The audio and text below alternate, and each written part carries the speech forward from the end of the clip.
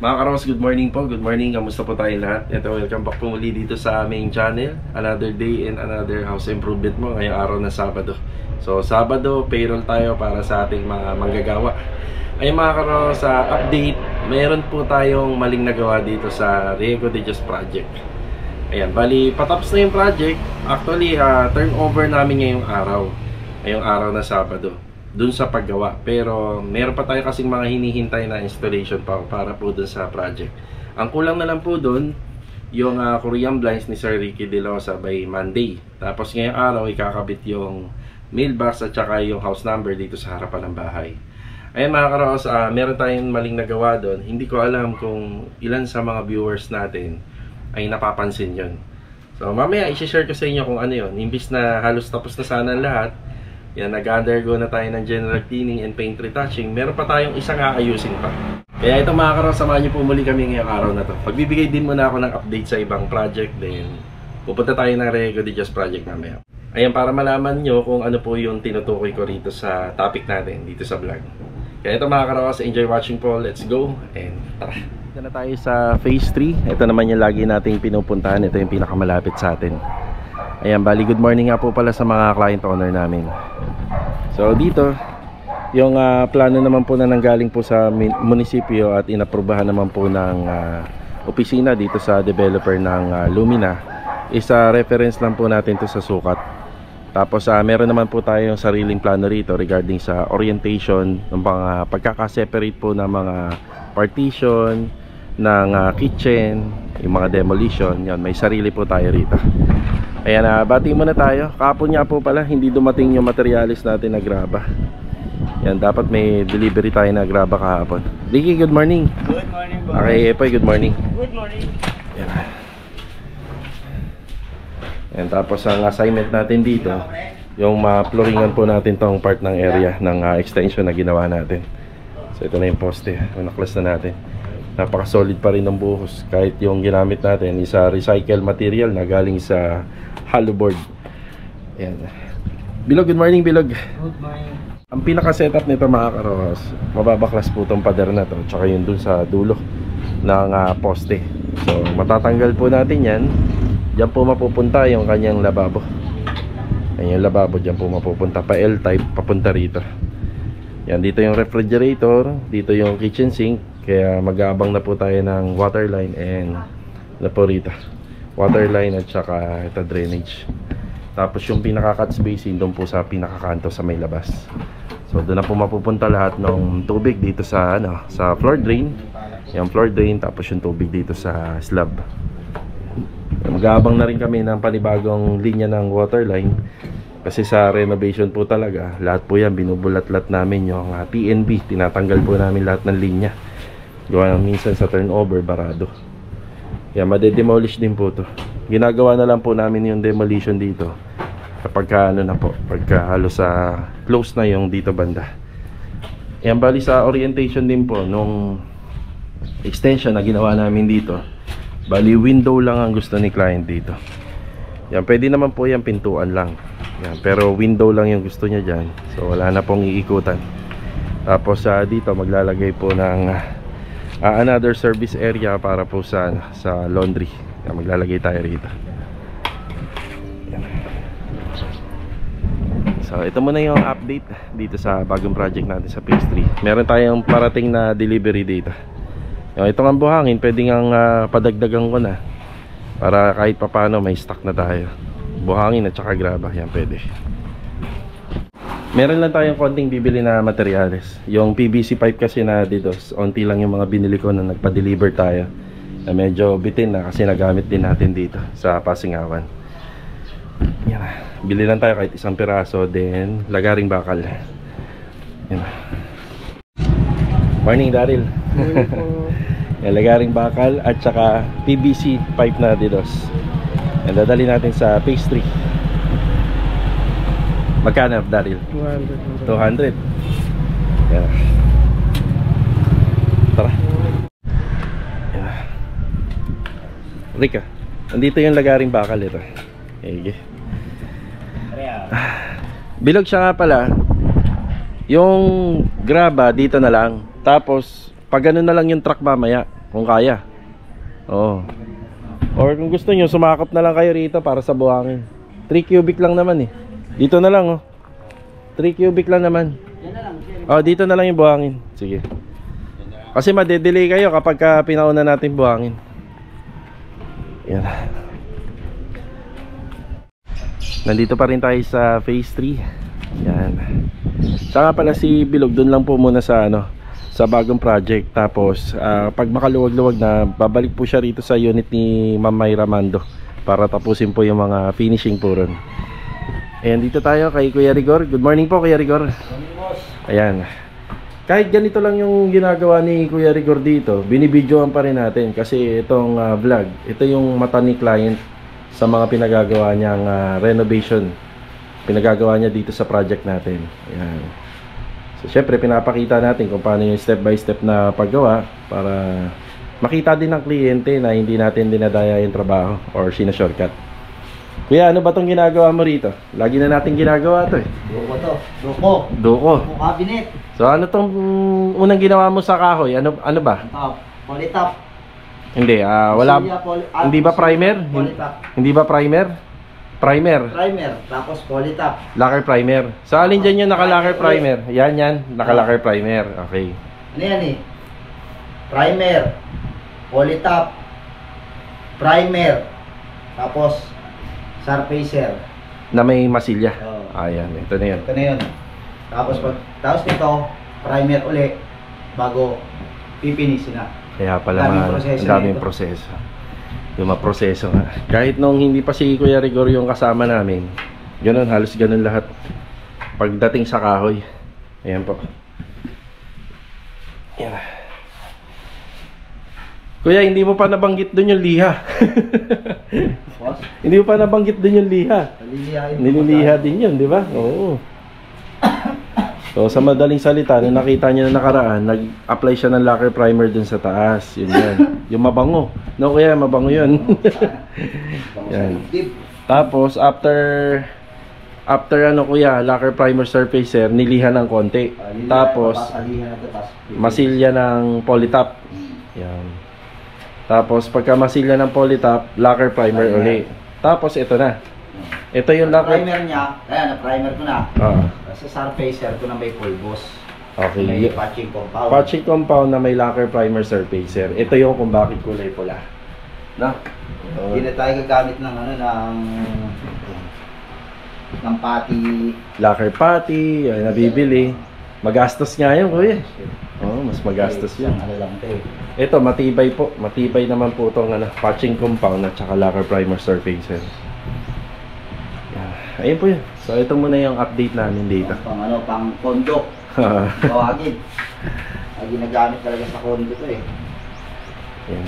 Puro preparasyon lang muna. Ayan, binibida nga ni Kuya Rigor na ginagamit niya doon yan sa condominium. Yan ang mga niyan para kuminis yan. Ayan. Nandito na po tayo sa Tansa Garden Premier Phase 5. Yan, good morning po kila client owner. Yan, tahimik dito.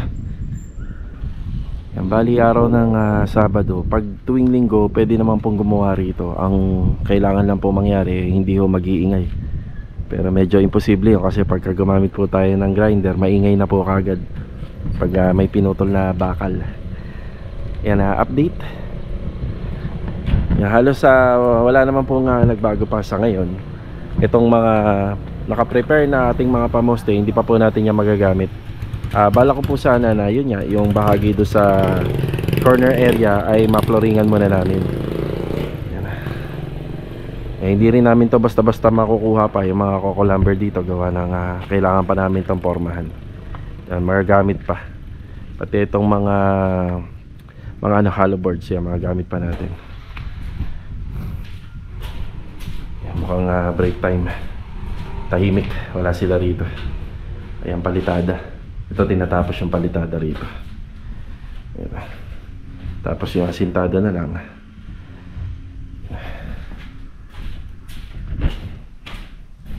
Yung simento, madami pa naman yan.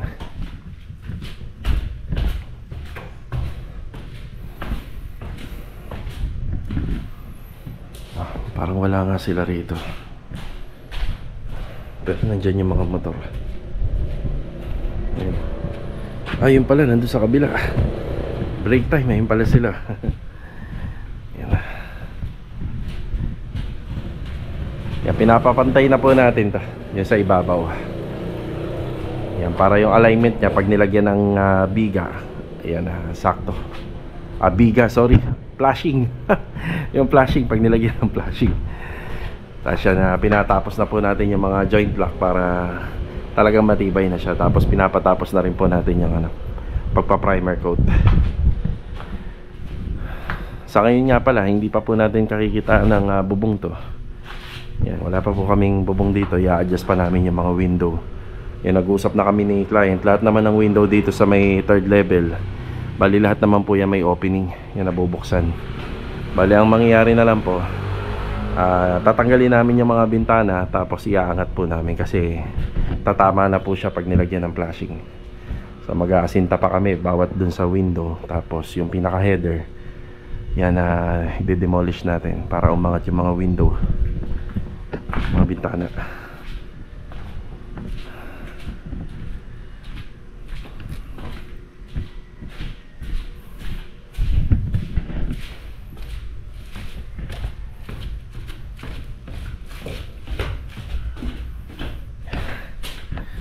Kaya pala ang tahimik rito.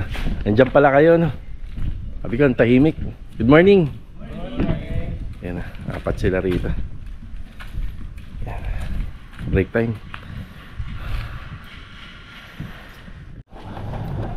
Yung mga karos, bali tutuloy na po ng mga kasama natin dito yung trabaho dito sa Phase 5 Tansa Garden Premier Project.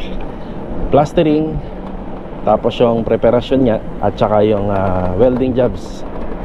Yan yung assignment natin.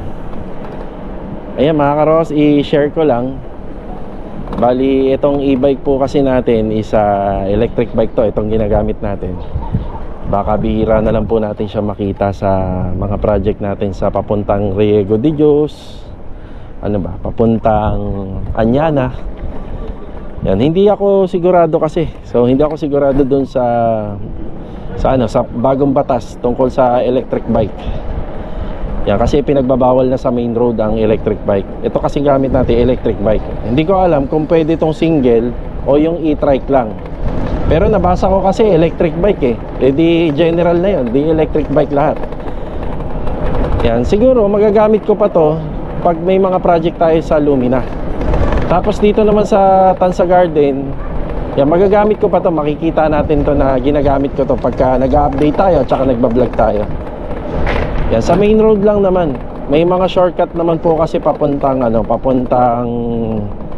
dito sa Tansa Garden at saka sa Riego de Dios naman pala din may shortcut din.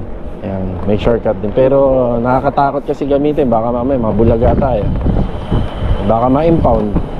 Abala pa. Pero sa Anyana talaga, yun, dadaan tayo sa main road. Napakalaking po nito, napakalaking pakinabang po sa akin. Turuin nyo, buong araw ito lang gamit ko.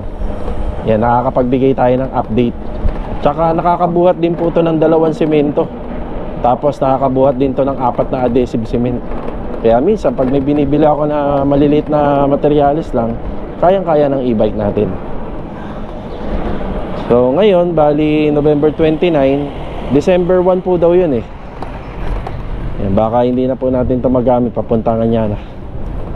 Pero pag nagbablog tayo yan sa Lumina Project, yan, makikita pa rin natin itong ating electric bike.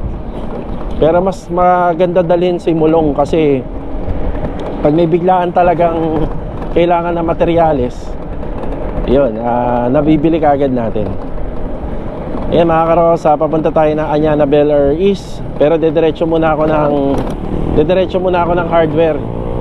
Yan, yung budget kasi nila Adonis doon nagkulang. Kulang yung binigay ko versus doon sa binili nila mga materyales. Ayan, palabas na tayo ng main road. Let's go. Tara. Okay, thank you. Salamat po. Yan, okay na tayo dito. Thank you, sukli ko. Salamat kuya. Napaka-honest ng mga trabahante rito. Laglag ko yung sukli ko rito. dito yun sa may warm zone, malapit sa Anyana. So ito yung binili nila Adonis dito, worth of 9,580. Metal paring, studs, tubular, and carrying channel. Included na rin yung mga double yoke clip, cutting disc, and grinding disc. Tara! Nandito na po tayo mga karo sa Anyana, Bel Air East. Yan. Sa mga vlog ko, lagi kong binabati yung weather. Kasi para sa akin, napakahalaga ng magandang weather sa construction, sa renovation. So ayan, napakaganda ng weather natin. Ayun oh, na-miss nyo ba si Kolong-Kolong? Eh, si Kolong-Kolong natin, no? So ito yung mga binili nila Adonis. May tubular tayo na 1x1, additional na metal paring, at saka carrying channel. Tapos may tubular na tayo na 2x3, at saka yung mga metal studs. Yan po yung mga binili nila. So itong mga materials na to para dun sa gabay o yung handrail natin dito sa harapan ng bahay. Tapos sa magiging partition naman natin and ceiling works, yung mga metal studs and carrying channel. Yan, baka ngayong araw na to makapagpahako tayo ng panambak. Medyo dumami na siya. Ayan medyo dumami na. Yan, kahit pagpasok sana natin ng Lunes, wala na to. Malaking kaluwagan na. Yan, bati tayo. Louie, good morning Louie. Good morning. Adonis, morning. Good morning. Yan na. Kinakabit na ni Louie oh. Pag nakita nila mamaya, matutuwa yun. Yan, tapos yung sa ano natin dito, sa pinaka-riser natin. So ito kasi medyo nakadrop na. Ayan, nakakabit na rin. Sa tiles, may iwan na lang po muna to. May iwan to at saka yung dito banda. Yan, marami pang aayusin dyan, kaya iniwan muna natin. Kuya Boy, good morning po. Sa kay Kuya Doming. Naasar ka ni Master Batang kahapon ha. Totoo yata yun. Baka mamaya totoo may 500 ka daw sa kanya. Yan o. Pag nakuha daw ni Kuya Doming na 0-0 to. Kaya ibig sabihin na 0-0 eksakto sukat na binigay ni Master Batang doon. Ayun na nakapaskil sa pader. Yan na. Kasi kapag ka-in-install niya to, nahihirapan po sila kapag may problema sa palitada. Yan, maaaring magsinsil pa o maaaring sila nag-a-adjust. Pero sabihin ko sa inyo, hindi ho nag-a-adjust yung mga aluminum stoller. Hindi ho nila pwedeng baklasin or bawasan yung sukat nila. Kailangan po dito pa lang maayos na. So yung kalahati nito medyo nakadrop.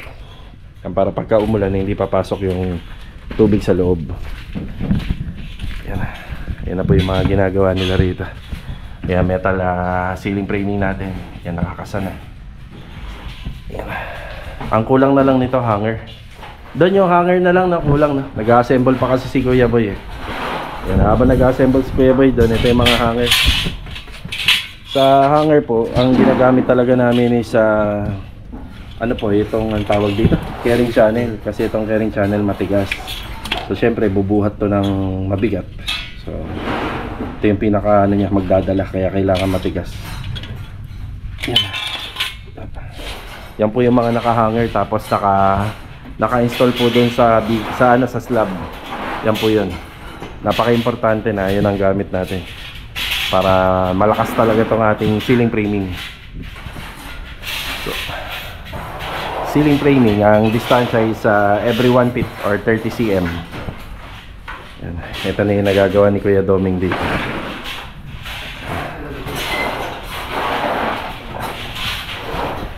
Tapos dito banda, may naka-setup na tayo rito para sa kitchen counter. Bali 60 by 150 ang sukat. Tapos ang ilalagay dito is yung granite. Yung granite na nandito na nakikita niya lagi. So kaya may granite dito. Hindi na po pinakabit nila client dito yung kitchen sink pag turn over. Meron dapat kitchen sink dito sa loob ng bahay. Yan hindi na po pinakabit. Bali ano na lang po to. Small sink, tapos meron pong konting space para kahit paano may counter pa. Yan pinagkasya na lang po kasi natin. Ito kasi mas maganda rin po kung sasagad pa rito, mas mahaba. Yun nga lang. Since sliding door to, hindi na po maganda tingnan na nakasagad po siya. Tsaka may iiwasan kami rito dahil may outlet tayo rito, yung catch basin. Ganda weather ngayon. Tahimik. Tayo lang maingay. Yan. Yan, babalik po si Master Batang kapag nabaklas na po yung yung bintana at po dun sa taas. Yan, aayusin mo na yung rito, yung plastering.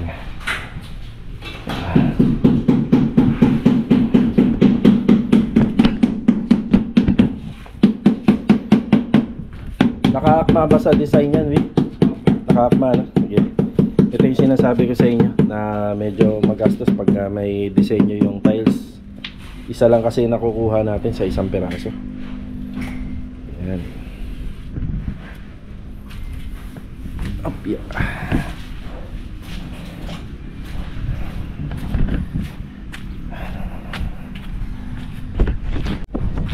Bale, ito po muna yung update natin dito sa Ñana Beller East Project. Ayan. Mga karaos, nandito na tayo sa Riego de Dios Project. So ito sana yung last day natin ngayon. Kaso nga lang, meron pa tayong hinihintay na ikakabit dito. Yung tungkol sa CCTV, hayaan ko na mag-usap sila client at saka si Sir Michael. Tapos yung tungkol naman sa Korean Blinds kay Sir Ricky De Losa, bali by Monday. Yan, by Monday siya. Mga karaos, meron nga tayong maling desisyon na nagawa rito. I-share ko sa inyo kung ano yun. Yan, batiin muna natin yung mga kasama natin. Nandito si Master Jojo at si Master Dindo. Yan, bagong-bago na po yung bahay. Pa-turnover na at matatapos na. Yan. Master Dindo, good morning. Good morning. Yan, good morning. Kuya, ito ba yung binaklas? Okay. Ito. Naka sa isang sako yung... Pero ito yun, okay, ito ba yung binaklas talaga? Ito yun. Sige. Yung kuya niya. Aba, napakalinis na dyan. Kuya, yung usapan natin doon yung bikat ng tiles. Sige pa. Ayan, siguro may idea na kayo nung hawakan ko pa lang po ito galing dito, no?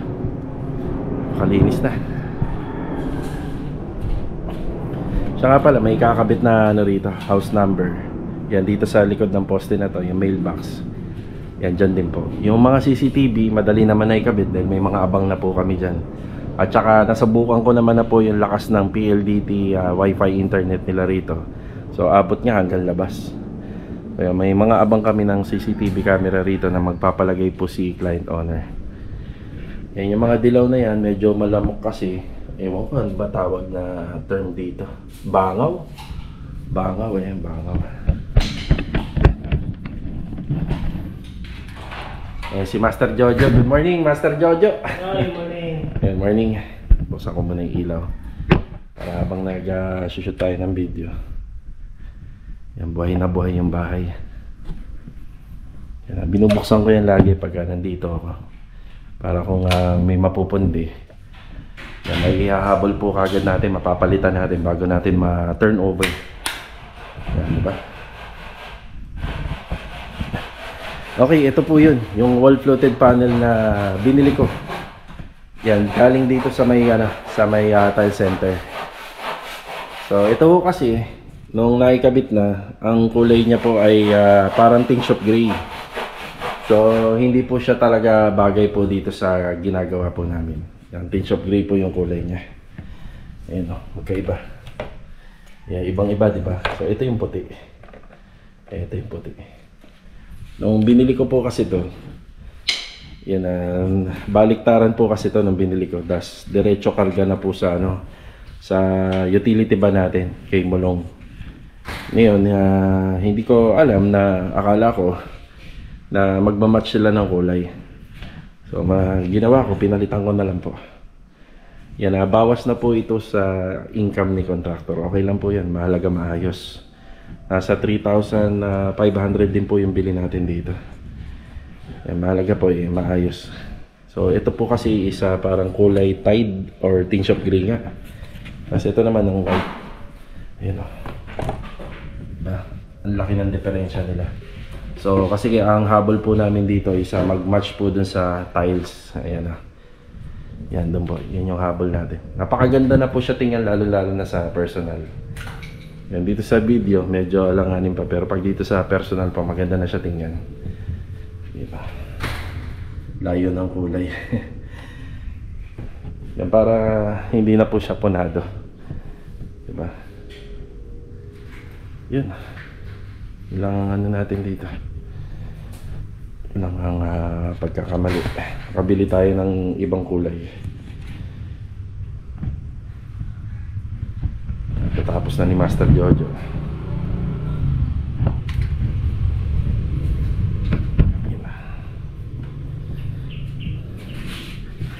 Eh din daw, uwi mo na lang to. Baka magamit mo sa bahay niya.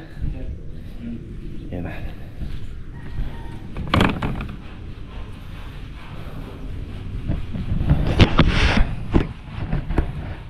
Bali yun nga mga ka-Raw House. Bali sabi nga ng asawa ng kapatid ni Axie, na kapatid ni Joy. Minsan po kasi lagi namin kainuman yun, si Simon. Charge to experience daw sabi. So yun. Pero para naman po sa akin, hanggat maaari kaya pa, may oras pa. So kahit na gumastos tayo, mahalaga maayos ang lahat. Yun ang mahalaga sa renovation. Mahirap po kasing gumawa kapag ano na po, pagka may nakatira na. Diba? So ngayon pa lang, aayusin na. Yan, gumastos man tayo, okay lang yan. Bawasan yung kita natin dito, tapos yung project nagawa po natin na maayos. So bali mga karawas, hanggang dito na lang po yung vlog natin ngayong araw po ng Sabado. Yan, maraming salamat po muli sa pagsama nyo. At walang sawa nyo pong suporta dito po sa aming channel. Siya nga pala, gusto ko po sanang umabot tayo ng 200,000 subscriber.